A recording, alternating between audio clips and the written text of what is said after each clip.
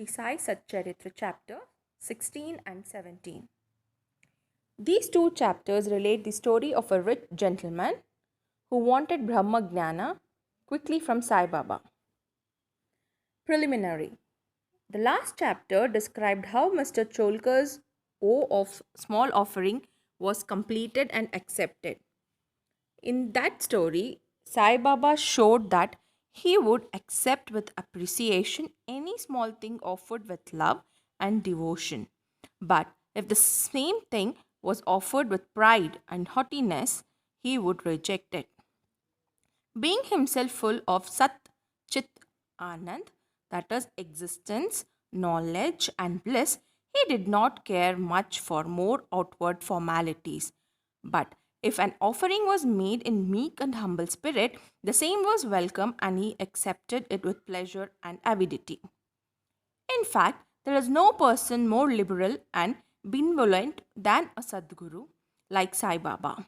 He cannot be compared to the Chintamani jewel, the philosopher's stone which satisfies desires, the Kalpataru, the celestial tree which fulfills our desires, or the Kamadhenu, the celestial cow which yields what we desire.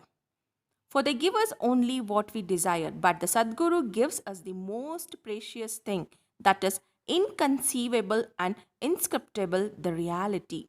Now let us hear how Sai Baba disposed of a rich man who came to him and implored him to give him Brahma Gnana. This was a rich gentleman, unfortunately his name and whereabouts are not mentioned, who was very prosperous in his life. He had amassed a large quantity of wealth, houses, fields, and lands, and had many servants and dependents.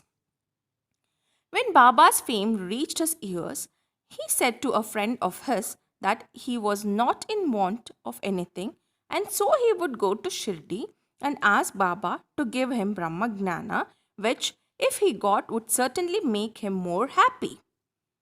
His friend dissuaded him, saying, "It is not easy to know Brahman, and especially so for an avaricious man like you, who is always engrossed in wealth, wife, and children, who will, in your quest of Brahma Gnana, satisfy you that won't give away even a pice in charity."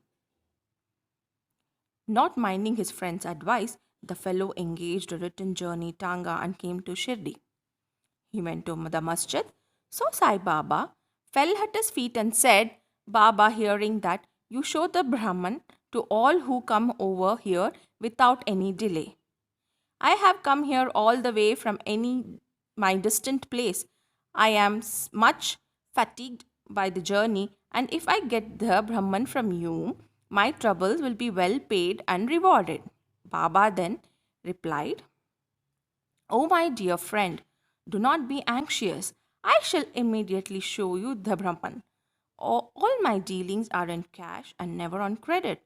So many people come to me and ask for wealth, health, power, honor, position, cure of diseases, and other temporal matters. Rare is the person who comes to me and asks for the Brahma Gnana. There is no dearth of persons asking for worldly things, but as persons interested in spiritual matters are very rare. I think it a lucky and auspicious moment when persons like you come and press me for Brahma Gnana. So I show to you with pleasure the Brahman with all its accompaniments and complications." Saying this, Baba started to show him the Brahman. He made him sit there and engaged him some other talk or affair, and thus made him forget his question for the time being. Then he called a boy and told him to go to one Nandu Marwari and get from him a hand loan of rupees 5. The boy left and returned immediately, saying that Nandu was absent and his house was locked. Then Baba asked him to go to the Bala grocer and get from him the said loan. This time also the boy was unsuccessful. This experiment was repeated again, twice or thrice, with the same result. Sai Baba was, as we know, the living and moving Brahman incarnate. Then one may ask, why did he want the paltry sum of 5 rupees. And why did he try hard to get it on loan? Really, he did not want that sum of all. He must have been fully knowing that Nandu and Bala were absent, and he seems to have adopted this procedure as a test for the seeker of Brahman. That gentleman had a roll of bundle of currency notes in his pocket, and if he was really earnest, he would not have sat quiet and be a mere onlooker when Baba was frantically trying to get a paltry sum of rupees 5. He knew that Baba would keep his word and repay the debt, and that the sum wanted was insignificant. Still, he could not make up his mind and advance the sum. Such a man wanted from Baba the greatest thing in the world, that's the Brahma Gnana. Any other man who really loved Baba would have at once given rupees 5 instead of being a more onlooker. It was otherwise with this man. He advanced no money, nor did he sit silent but began to be impatient, as he was in a haste to return and implored Baba, saying, "Oh Baba, please show me the Brahman soon." Baba replied, "Oh, my dear friend, did you not understand all the procedure that I went through sitting in this place for enabling you to see the Brahman? It is in short this: for seeing Brahman, one has to give 5 things, that is, surrender 5 things. First one, 5 pranas, that is, vital forces. Second one, 5 senses, 5 of action and 5 of perception. Third is mind.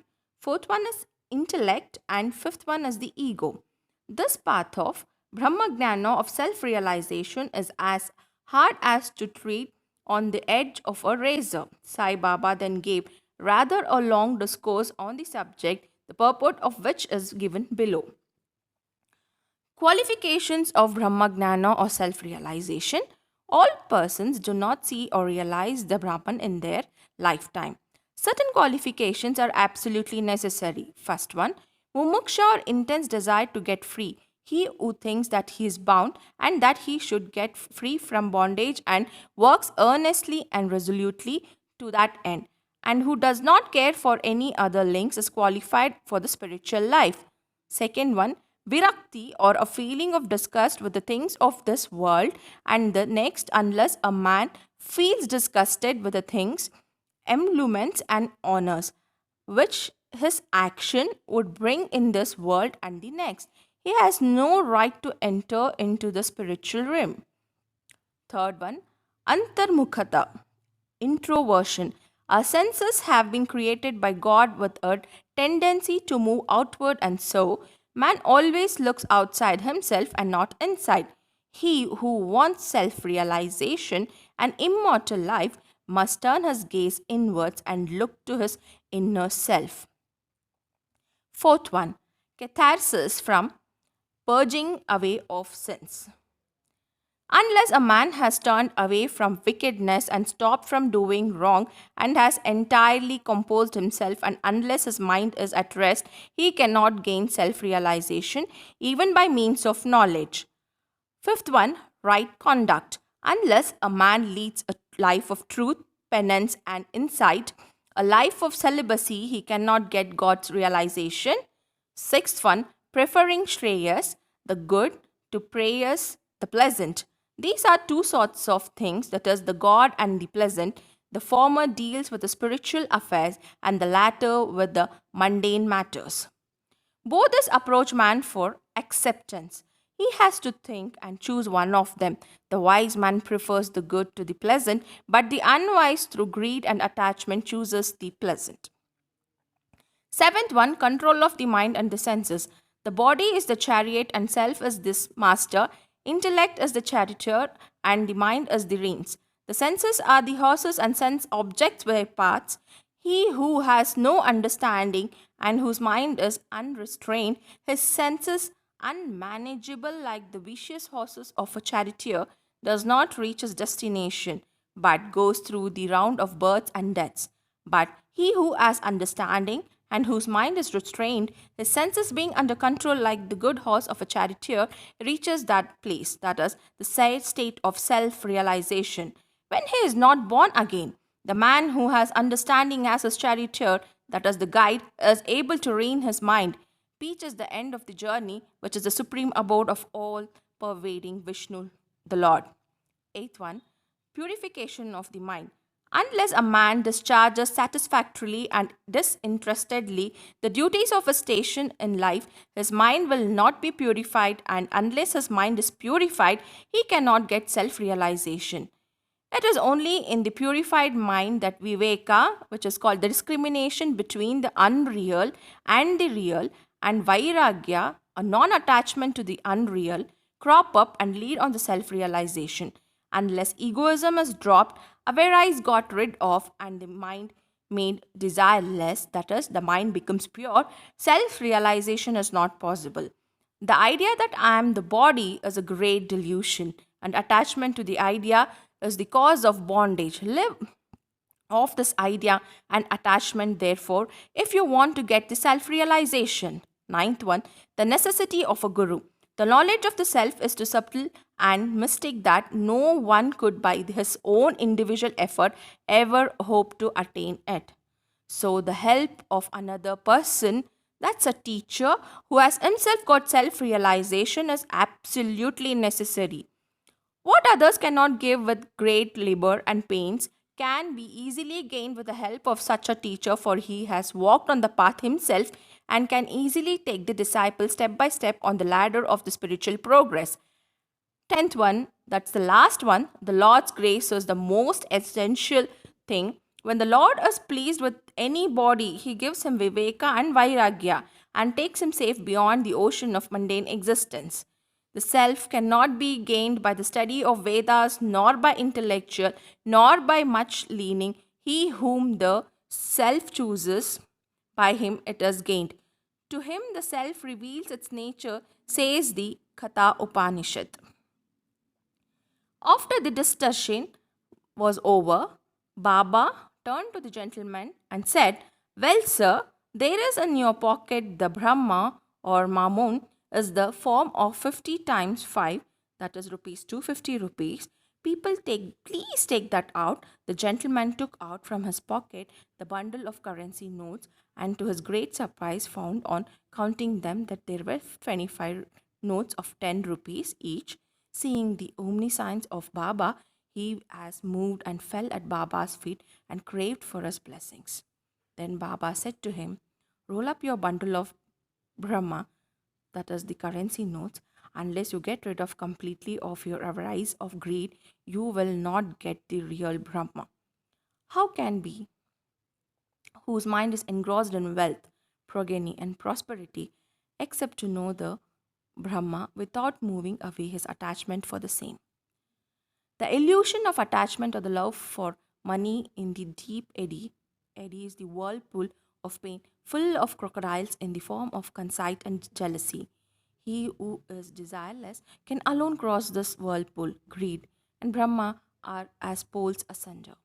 They are eternally opposed to each other. Where there is greed, there is no room for thought or meditation of the Brahma. Then how can a greedy man get dispassion and salvation? For a greedy man there is no peace, neither contentment nor certainty. If there be even a little trace of greed in mind, all the sadhanas, that is, the spiritual endeavors, are of no avail. Even the knowledge of a well read man who is not free from the desire of the fruit or reward of his actions, and who has got no disgust for the same, is useless and cannot help him in getting self realization. The teachings of a guru are of no use to man who is full of egoism and who always thinks about the sense objects. Purification of mind is absolutely necessary. Without it, all our spiritual endeavors are nothing but an useless show and pomp. It is therefore better for one to take only what he can digest and assimilate. My treasury is full and I can give anyone what he wants, but I have to see whether he is qualified to receive what I give. If you listen to me carefully, you will be certainly benefited. Sitting in this masjid, I never speak any untruth. When a guest is invited to a house, all the members of the household and other friends and relations that happen to be present are entertained along with the guest. So all those that were present in the masjid at this time could partake of the spiritual feast that was served by Baba for the rich gentleman. After getting Baba's blessings, one and all, including the gentleman, left the place quite happy and content. Special characteristics of Baba.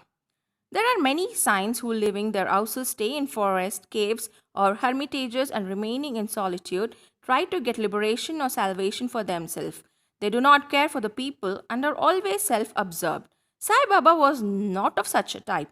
He had no home, no wife, nor any relations near or distant. Still, he lived in the world, that is, a society. He begged his bread from 4 or 5 houses, always lived at the foot of the neem tree, carried on worldly dealings, and taught all the people how to act and behave in this world. Rare are the sadhus and saints who, after attaining God vision, strive for the welfare of the people. Sai Baba was the foremost of these ends. Therefore, say Hemad Pant, blessed is the country, blessed is the family, and blessed are the chaste parents where this extraordinary, transcendent, precious and pure jewel, that is Sai Baba, was born. End of chapter 16 and 17. Om Sai Ram. Om Sai Ram. Sai Satcharitra Chapter 18 and 19. Topics: the stories of Mr. Sate and Mrs. Deshmukh, encouraging good thoughts to fruition, variety in Upadesh, a slanderer is corrected, and remuneration for labor. In the last 2 chapters, Hemad Pant described how a rich gentleman aspiring for quick Brahma Jnana was treated by Baba. And now in these 2 chapters, he described how Hemad Pant was accepted and blessed by Baba, how Baba encouraged good thoughts and fructified them, and gives his teachings regarding self-improvement, slander, and remuneration for labor. Preliminary.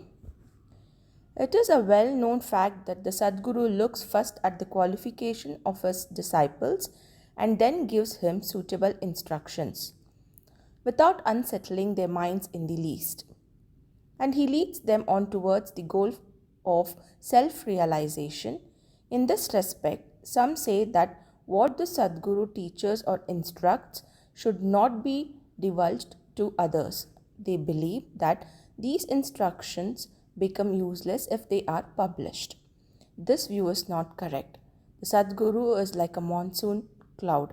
He pours down profusely his nectar like teachings. These we should enjoy and assimilate to our heart's content and then serve others with them without any reserve. We should apply this rule not only to what he teaches us when we are awake, but to the visions he gives us in our dreams. To quote an instance, Buddha Kaushik Rishi composed his celebrated Ram Raksha Stotra based on what he had seen in his dreams. Like a loving mother forcing bitter but wholesome medicine down the throat of her children for the sake of their health, Sai Baba imparted spiritual instruction to his devotees. His method was not veiled or secret but quite open. Devotees who followed his instructions attained their objective. Sadgurus like Sai Baba broaden our intellect and show us the divine beauty of the life and fulfill our tender longings of devotion. When this is done, our desire for sense objects vanishes. The twin fruit of viveka, discrimination, and vairagya, dispassion or non attachment, are attained, and knowledge sprouts up even in our sleep. We get all this when we come in contact with saints, that are Sadgurus, serve them and secure their love.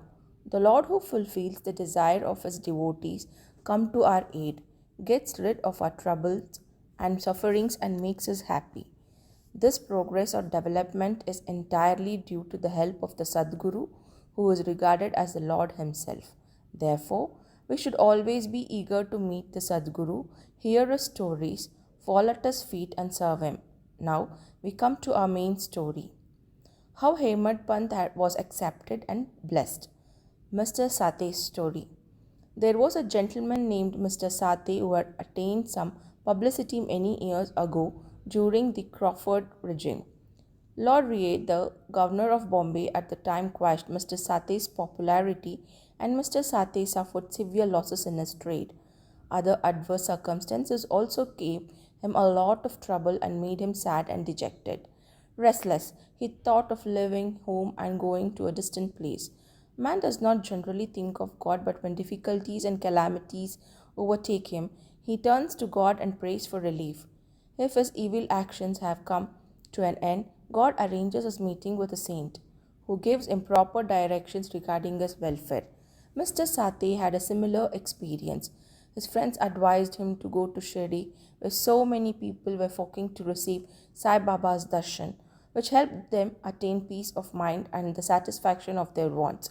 He liked the idea and at once came to Shirdi in 1917. Upon seeing Baba's form, which was like eternal Brahma, self luminous, spotless, and pure, his mind lost its restlessness and became calm and composed. He thought that it was the accumulation of merits in his former births that had brought him to Baba's holy feet. He was a man of strong will. He at once began to study the Guru Charitra. When the reading was finished in 7 days, Baba gave him a vision one night. It was to this effect. Baba, with the Guru Charitra in his hand, was explaining its contents to Mr. Sate, who was sitting in front of Baba and listening carefully. When he woke up, he remembered the dream and felt very happy. He thought that it was extremely kind of Baba to awaken souls like his that were snoring away in ignorance and make them taste the nectar of the Guru Charitra. The next day, he informed Kaka Sahib Dikshit of the vision and requested him to consult Sai Baba regarding its meaning or significance, and whether 1 week's reading was sufficient or whether he should begin again. Kaka Sahib Dikshit, when he got a suitable opportunity, asked Baba, Deva, what did you suggest to Mr. Sate by this vision? Should he stop or continue the Saptaha? He is a simple devotee, his desire should be fulfilled, and the vision explained to him he should be blessed. Then Baba replied, he should read one more Saptaha of the book. If the work is studied carefully, the devotee will become pure and will be benefited. The Lord will be pleased and will rescue him from the bondage of mundane existence. At this time, Hemad Pant was present there. He was shampooing Baba's legs. When he heard Baba's words, he thought to himself, what? Mr. Sate read for just a week and got a reward, and I have been reading it for 40 years with no result. His 7 day stay here becomes fruitful, while my 7 years stay from 1910 to 1917 is worth nothing. Like a chatak bird, I am always waiting for the merciful cloud Baba to pour its nectar on me and bless me with his instructions. No sooner did this thought cross the mind that Baba knew what Hemad Pant was thinking. It was the experience of Baba's devotees that Baba read and understood all their thoughts, and that he suppressed the negative thoughts and encouraged the good ones. Having read Hemad Pant's mind, Baba at once asked him to get up, go to Shama is Madhavrao Deshpande, get 15 rupees as dakshina from him, sit and chat with him for a while and then return. Mercy dawned in Baba's mind, and so he issued this order. And who could disobey Baba's orders? Hemad Pant immediately left the masjid and went to Shama's house. Shama had just bathed and was wearing a dhotar. He came out and asked Hemad Pant, how is it that you are here now? It seems that you have come from the masjid. Why do you look restless and dejected? And why are you alone? Please sit and rest while I do my worship. In the meanwhile, please help yourself to panvida. Panvida is the leaves with betel nuts, and let us then have a pleasant chat. After saying this, he went inside and Hemadpad sat alone in the front of veranda. He saw a well known Marathi book named Nath Bhagavat on the windowsill. This is a commentary by the Ekanath saint on the 11th chapter of the bigger Sanskrit work, the Bhagavat. At Sai Baba's suggestion, Bapu Sahib Jog and Kaka Sahib Dikshit read daily in Shirdi the Bhagavad Gita with its Marathi commentary named Bhavarata Deepika or Gnaneshwari, a dialogue between Krishna and his devotee and friend Arjuna, Nath Bhagavat, a dialogue between Krishna and his servant devotee Uddhava, and also Ekanath's other big work, Bhavartha Ramayana. When devotees came to Baba and asked him certain questions, he sometimes answered them in part and asked them to go and listen to the readings of the above mentioned works. As these are the main treatises of Bhagavat Dharma, when the devotees went and listened, they got full and satisfactory replies to their questions. Hemad Pant also used to read daily a few portions of the book Nath Bhagavat. That day, he had not completed the daily portion of this reading, but had left it unfinished in order to accompany certain devotees who were going to the masjid.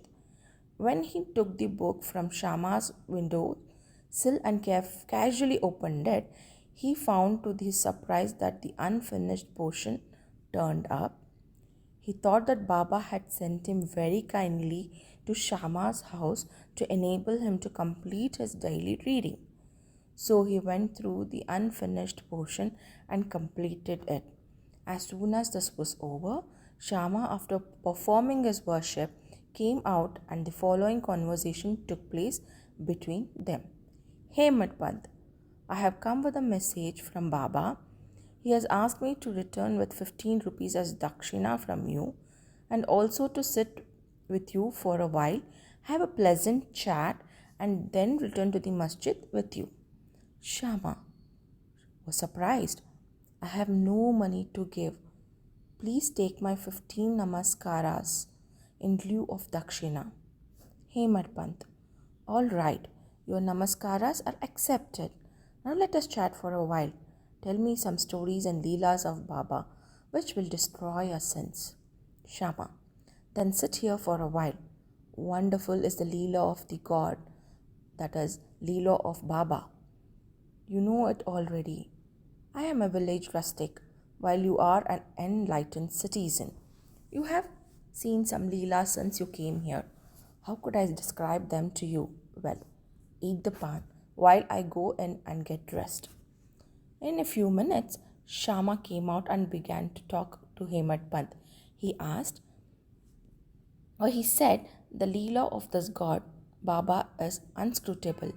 There is no end to his leelas. Who can really see them? He plays with his leelas and yet he is unaffected by them. What do we rustics know? What does Baba not tell stories himself? Why does he send learned men like you to fools like me? His ways are inconceivable. I can only say that they are not human. With preface, Shama added, I now remember a story which I shall relate to you. I know it personally. As the devotee is resolute and determined, so is Baba's immediate response. Sometimes Baba puts the devotees to serve, test, and then gives them upadesh. Upadesh are the instructions. As soon as Hemad Pant heard the word Upadesh, a flash of lightning crossed through his mind. He at once remembered the story of Mr. Sati's Guru Charitra reading and thought that Baba might have sent him to Shama in order to bring peace to his restless mind. However, he curbed this feeling and began to listen to Shama's stories. They all showed how kind and affectionate Baba was to his devotees. Hemad Pant began to feel a sort of joy while hearing them. Then Shama began to tell the following story. Mrs. Radhabai Deshmukh's story. There was an old woman named Radha Bai. Upon hearing of Baba's fame, she came to Shirdi with the people of Sangamanar. She received Baba's darshan and was very satisfied. She loved Baba dearly and resolved in her mind that she would accept Baba as her guru and get some upadesh, that is spiritual advice from him. She knew nothing else. She was determined to fast herself unto death until Baba accepted her and gave her some upadesh or mantra. She stayed in her lodging and stopped eating any food or drinking water for 3 days. I was frightened by the ordeal of the old woman and interceded with Baba on her behalf. I said, Deva, what is this you have started? You drag so many people here.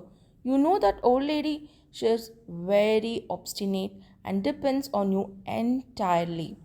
She has resolved to fast unto death if you don't accept and instruct her. If anything worse happens, people will blame you and say that Baba did not instruct her and she thus met her death. So please have some mercy on her, bless her, and instruct her. On seeing her determination, Baba sent for her and changed her mind by addressing her as follows: O mother, why are you subjecting yourself to unnecessary tortures and hastening your death? You're really my mother, and I am your child. Take pity on me and hear me through. I shall tell you my own story, which, if you listen to it carefully, will do you good. I had a guru. He was a great saint and was very merciful. I served him for very long, and yet he still would not blow any mantras into my ears. I had a keen desire never to leave him but to stay with him and serve him, and at all costs receive some instruction from him. But he had his own way. He first got my head shaved and asked me for 2 paise as dakshina. I gave the same at once. Since my guru was perfect, why should he ask for money, and how should he be then be called desireless? I replied that he never cared for coins. What had he to do with them? His 2 paise were firm faith and patience of perseverance. I gave them 2 paise or things to him, and he was pleased. I resorted to my guru for 12 years. He raised me. There was no dearth of food and clothing. He was full of love and was love incarnate. How can I describe it? He loved me the most, rare as a guru like him. When I looked at him, he seemed as if he was in deep meditation, and then we were both filled with bliss. Night and day I gazed at him without no thought of hunger and thirst. Without him I felt restless. I had no other object to meditate on or any other thing than my guru to attend to. He was my sole refuge. My mind was always fixed on him. This is 1 paise of the dakshina. Saburi, patience or perseverance, is the other paisa. I waited patiently and very long on my guru and served him. The saburi will ferry you across the sea of mundane existence. Saburi is the manliness in man. It removes all sins and afflictions, get rid of calamities in various ways, and casts aside all fear, and ultimately gives you success. Saburi is the mine of virtues and the consort of good thought. Nishta, faith, and Saburi, the patience, are like twin sisters that love each other very intimately. My Guru never expected any other thing from me. He never neglected me, protected me at all times. I lived with him and was sometimes away from him, yet I never felt the want or absence of his love. He always protected me by his glance, just as the tortoise feeds her young ones, whether they are near her or away from her on the other side of the river bank. Oh, mother, my guru never taught me any mantra. Then how can I blow any mantra into your ears?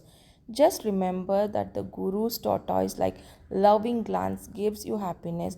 Do not worry to get a mantra or upadesh from anybody. Make me the sole object of your thoughts and actions, and you will no doubt attain Paramatma, the spiritual goal of life.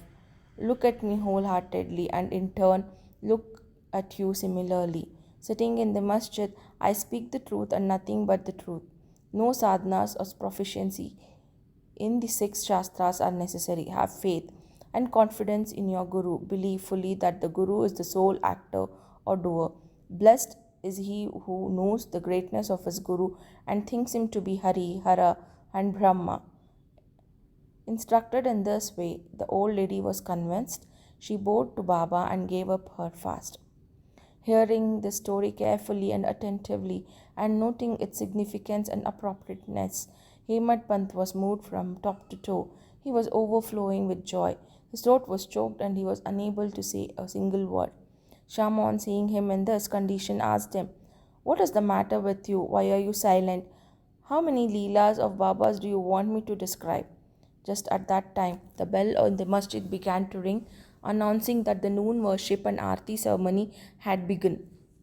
Therefore, Shamad Hemad Pant hurried to the masjid. Bapu Sahib Jog had just started the worship.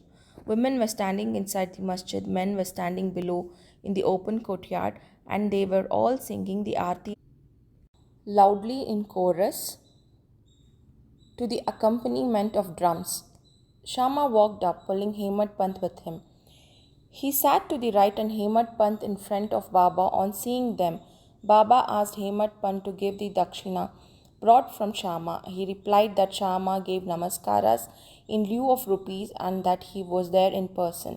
Baba said, "All right, now let me know whether you both had a chat, and if so, tell me all that you talked about." Not minding the sounds of the bells, the drums, and the singing, Hemad Pant was eager to tell Baba what they had talked about and started to narrate it.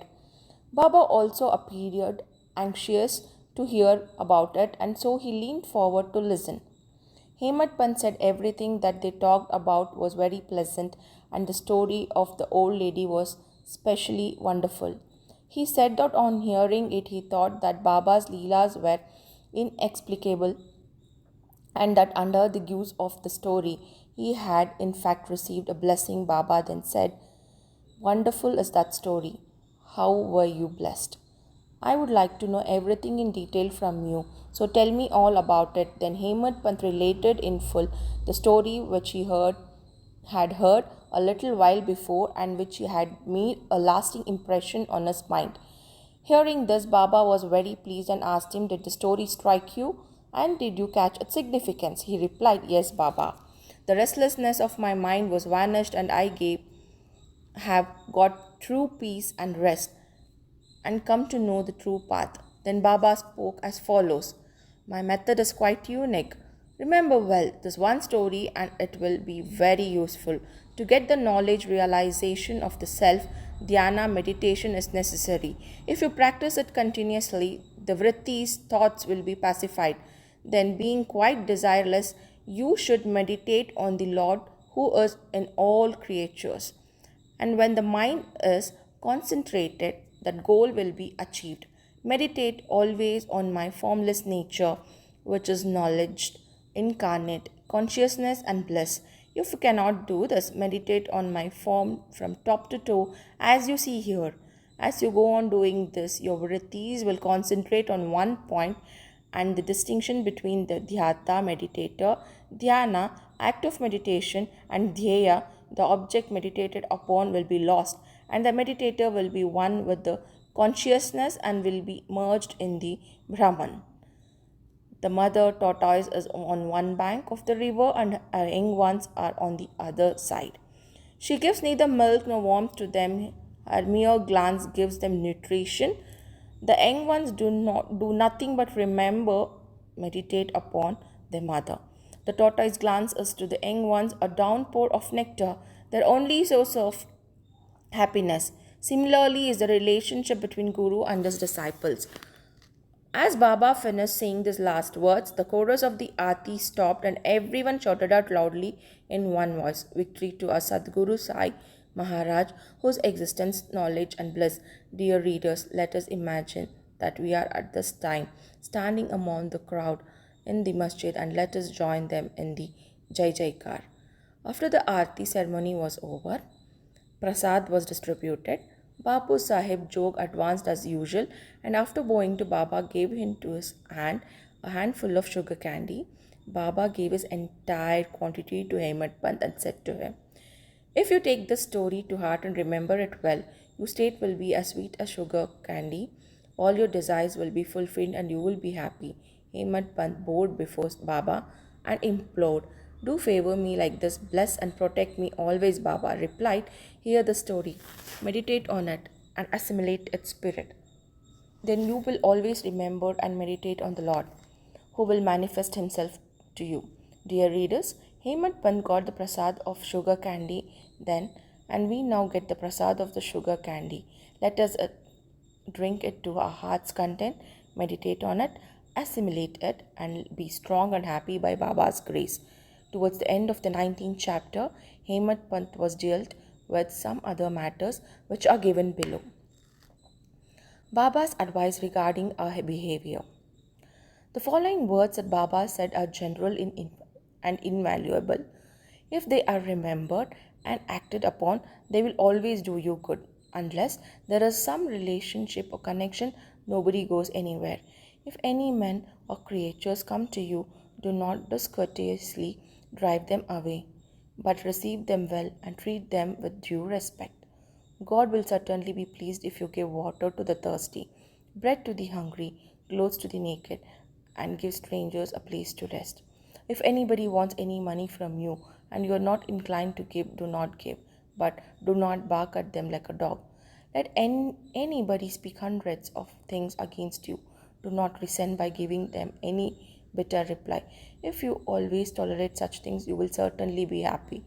Let the world go topsy turvy. You remain where you are, standing or staying in your own place. Watch calmly the show of all these things passing before you.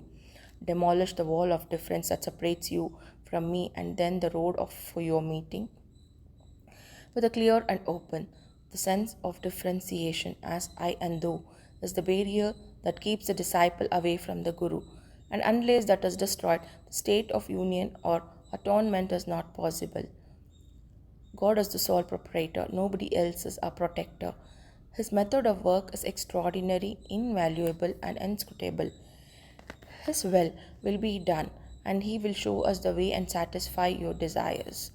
It is on account of the past relationship that we have come together. Thus, let us love and serve each other and be happy.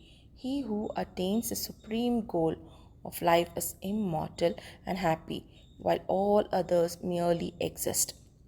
Encouraging good thoughts. It is interesting to know how Sai Baba encouraged good thoughts. You have to surrender yourself completely to Him with love and devotion, and then you will see how He helps you with so many things. A saint once said that when you get a good thought immediately after awakening from your sleep, and if you cultivate the same thought during the day, your intellect will unfold and your mind will attain calmness. Hemant Path wanted to try this on a Wednesday night. Before going to bed, he thought, tomorrow is Thursday, an auspicious day, and the place Shirdi is so holy. So let me remember and chant the Ramanama all the day. When he woke up the next morning, he remembered without any effort the name of Rama and was very pleased. Then, after finishing his morning duties, he went to see Baba with flowers. When he left Dikshit's Vada and was passing by Booty's Vada, Booty's Vada is the present Samadhi Mandir, he heard a beautiful song that was being sung in front of Baba in the masjid by Aurangabadkar. The song was Guru Kripanjan Payo Mere Bhai by Eknath, in which Eknath says that he got blessed in the form of the Guru's grace, which opened his vision and made him see Rama in his dreams and everywhere. There were so many songs, and yet, why was this particular song chosen? This is not miracle arranged by Baba to feed Hemant Pant's desire to sing Ramanama all day. All saints agree on the stress, the efficacy of chanting God's name. It is effective in fulfilling devotees' ambitions and in protecting and saving them from all calamities. Variety in Upadesh. A slanderer is corrected. Sai Baba required no special place or special time to give instructions. Whenever any occasions demanded he gave them freely. Once it so happened that a devotee reviled another behind his back. Forgetting merits, he dwelt on the faults of his brother and spoke so sarcastically that those who heard him were disgusted. Generally, we see that people have a tendency to scandalize others unnecessarily, and this brings an hatred and ill will. Saints see scandal in another light. They say that there are various ways of cleansing or removing dirt, but a scandal monger has a way of his own. He removes the dirt, that is, the faults of others by his tongue. Thus, in a way, he obliges the person whom he reviles, and for this he is to be thanked. Sai Baba had his own method of correcting the scandal monger. He knew by his omniscience that the slanderer had done, and when he met him at noon near the Lendi, Baba pointed out to him a pig that was eating filth near the fence and said to him, "Behold how with relish, that is gorging dung, you conduct us similar. You go on reviling your own brethren to your heart's content. After performing many deeds of merit, you are born a man. And if you act like this, will Shirdi help you in any way?" Needless to say, the devotee took the lesson to heart.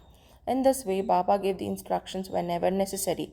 If these are borne in our minds and acted upon, our spiritual goal is not far off. There is a proverb which says, "If my Lord exists, he will feed me on my cot." This proverb is only true with respect to food and clothing. If anyone trusts in this and sits idly and does nothing in spiritual matters, he will be ruined. One has to exert himself at the utmost in order to attain self realization.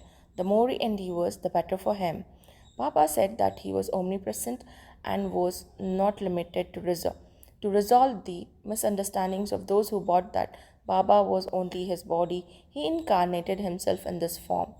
And if any devotee meditated on him day and night with complete self surrender, he experienced a union with him. He who wants to get rid of the cycle of births and death should lead a righteous life with his mind calm and composed. He should always engage himself in good action, should do his duties and surrender himself heart and soul to Baba. He need not then be afraid of anything. He who trusts Baba wholeheartedly, hears and expounds his Leelas, and does not think of anything else is sure to attain self realization. Baba asked many to remember his name and to surrender to him. But to those who wanted to know who they are, he advised Shravanam, that is study, and Mananam, that is meditation too. Some he advised remembering God's name, to others hearing his Leelas, and to some the worship of his feet, while to others reading and studying Adhyatma Ramayana, Gnaneshwari, and the sacred scriptures. He made some sit near his feet, while he sent some to Khandoba's temple, and to others he advised the repetition of the 1,000 names of Vishnu, and to some to study of Chandogya Upanishad and the Gita. There were no limits or restrictions to his instructions. To some he gave them in person, and to others through visions in their dreams. To one addicted to alcohol, he appeared in his dream, sat on his chest, pressed on it, and only let him go after the devotee promised not to touch the liquor anymore. To some, he explained mantras like Gurur Brahma in their dreams. To other devotees who were practicing Hatha Yoga, he sent words that they should stop Hatha Yoga practices, sit quietly, and wait. It is impossible to describe all his ways and methods. In ordinary worldly dealings, he set examples by these actions, one of which is given below. Remuneration for labor. One day at noon, Baba walked up to Radha Krishna Mai's house and said, "Bring me a ladder." A few men brought one and leaned it against a wall, as directed by Baba. He climbed upon the roof of Vaman Gundkar's house, walked over the roof of Radha Krishna Mai's house, and then climbed off from the other side. No one knew why Baba said this. Radha Krishna Mai was at that time suffering from malaria. It may have been to drive off that fever that he climbed on the roof. Immediately after getting off the ladder, Baba paid 2 rupees to each of the persons who bought the ladder. Somebody asked Baba why he paid so much for this. He replied that nobody should take the labor of others in vain. The worker should be paid his dues promptly and liberally. End of chapter 18 and 19. Om Sai Ram. Om Sai Ram, Sai Satcharitra Chapter 20. Topic: Das Ganu's problem solved by Kaka's maid. In this chapter, Hemant Pant describes how Das Ganu's problem was solved by Kaka Sahib Dikshit's maid. Preliminary: Saib was originally formless.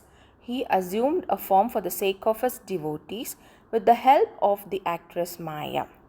He played the part of the lead actor in the big drama of the universe. Let us remember and visualize Sri Sai. Let us go to Shirdi and watch carefully the programs after the noon Aarti. After the Aarti ceremony was over, Saibaba used to come out of the masjid, stand at its edge, distribute udi to his devotees with very kind and loving looks. The devotees also got up with equal passionate, grasped his feet and stood there staring at him, enjoying the shower of udi. Baba passed handfuls of udi into the palms of his devotees and marked their foreheads with udi with his fingers.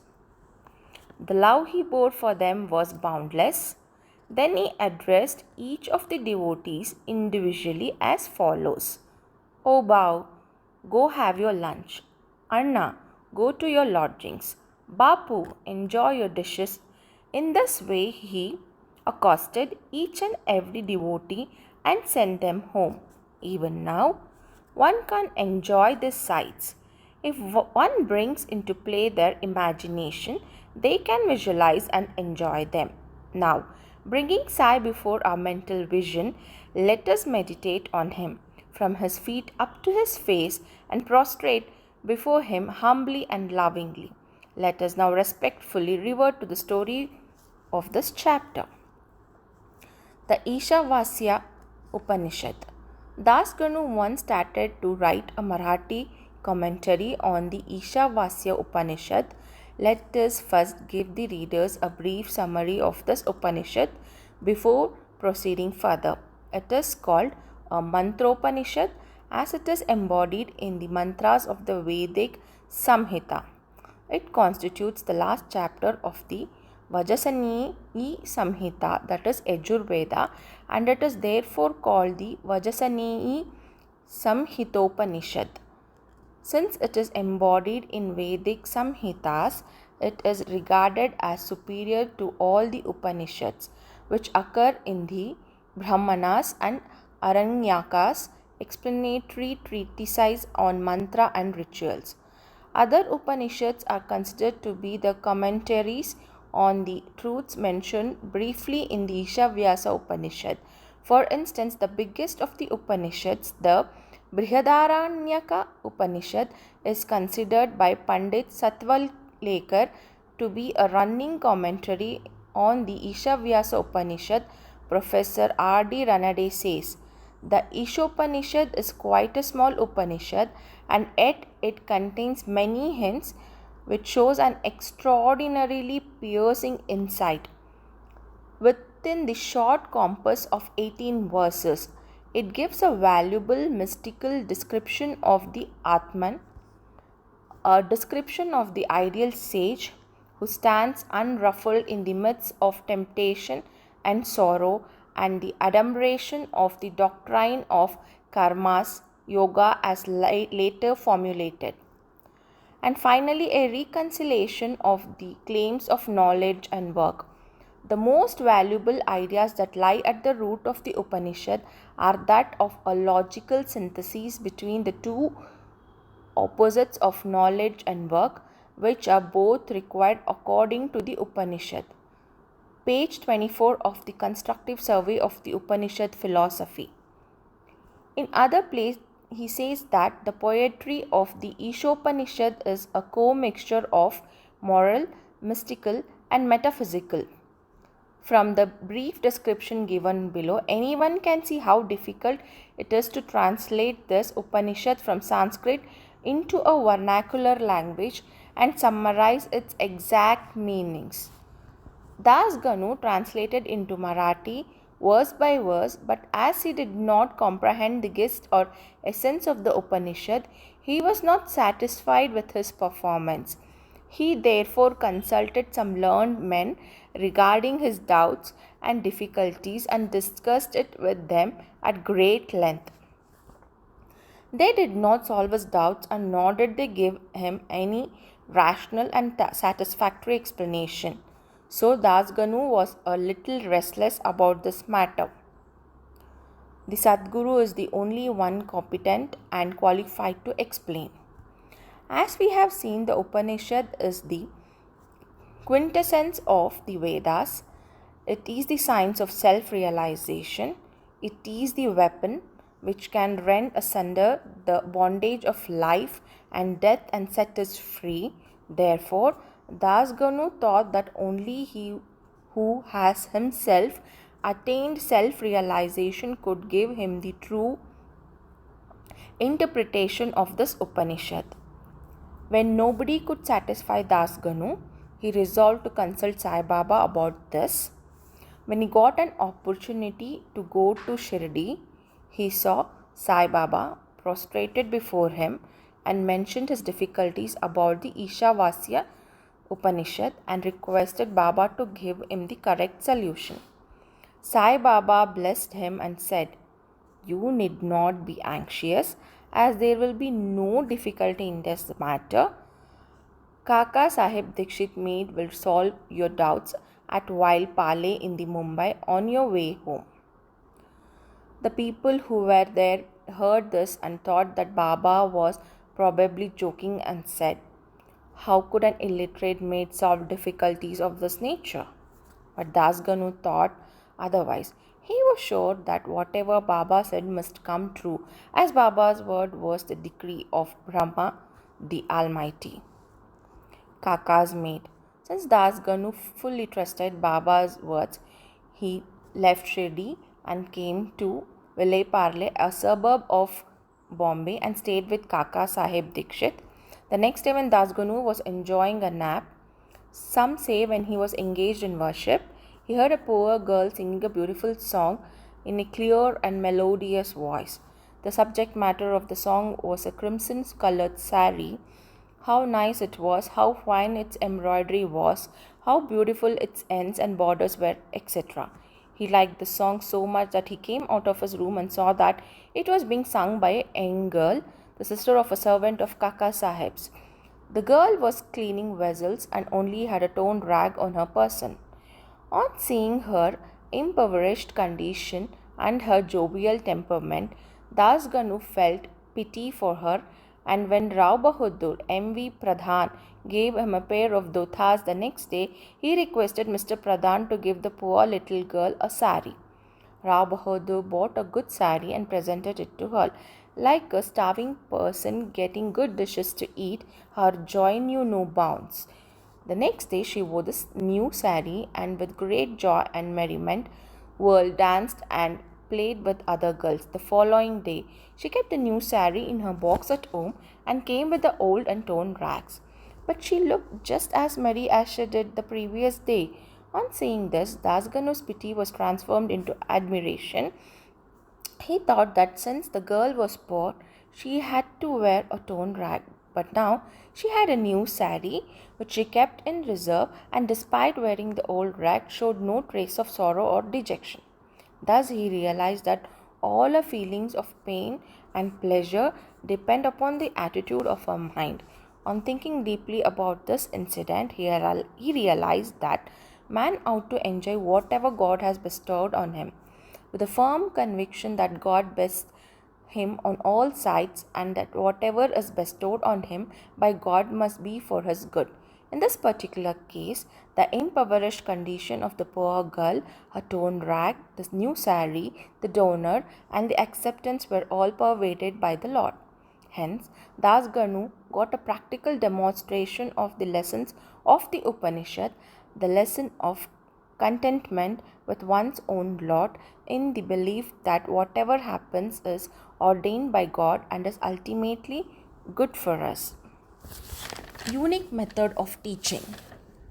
From the above incident, the readers will see that Baba's method was unique and varied. Though Baba never left Shirdi, he sent some to Machindaragad, Kolhapur or Sholapur to practice sadhanas.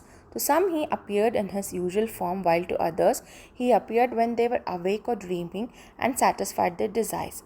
It is impossible to describe all the methods that Baba used in imparting instruction to his devotees. In this particular case, he sent Das Ganu to Vile Parle, where he solved Das Ganu's problem through the maid sister. To those who say that it was not necessary to send Das Ganu to Vile Parle and that Baba could have personally taught him, we say that Baba followed the best course.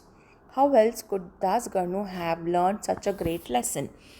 How could he have learned that the poor maid and her sari were pervaded by the Lord in such a practical way? Now, we close the chapter with another beautiful extract about the Upanishad. The ethics of Ishavasya Upanishad. One of the main features of the Ishavasya Upanishad is the ethical advice it offers, and it is interesting to note that the ethics of the Upanishad are definitely based upon the metaphysical position advanced in it. The very opening words of the Upanishad tell us that God pervades everything. As a corollary from his metaphysical position, the ethical advice it offers is that man ought to enjoy whatever God bestows on him, in the firm belief that whatever is bestowed on him by God must be good. It follows naturally that the Upanishad should forbid us from coveting another man's property. In fact, we are fittingly taught here a lesson of contentment with one's own lot in the belief that whatever happens is divinely ordained and it is hence good for us. Another moral lesson is that man must spend his lifetime always performing actions, especially the karmas enjoined in the Shastras, with a mood of resignation to his will. Inactivity, according to this Upanishad, would be the canker of the soul. It is only when a man spends his lifetime in doing actions in this manner that he can hope to attain the ideal of Naishakarmya. Finally, the text goes on to say that a man who sees all beings in the self sees the self as existing in all beings, and for whom everything that exists has become the self can never suffer infatuation. What ground would such a man have for grief? Anger, infatuation, and grief verily proceed from out our not being able to see the Atma in all things. But a man who realizes the oneness of all things, for whom everything has become the self, must ipso facto cease to be affected by the common foibles of humanity. End of chapter 20. Om Sai Ram.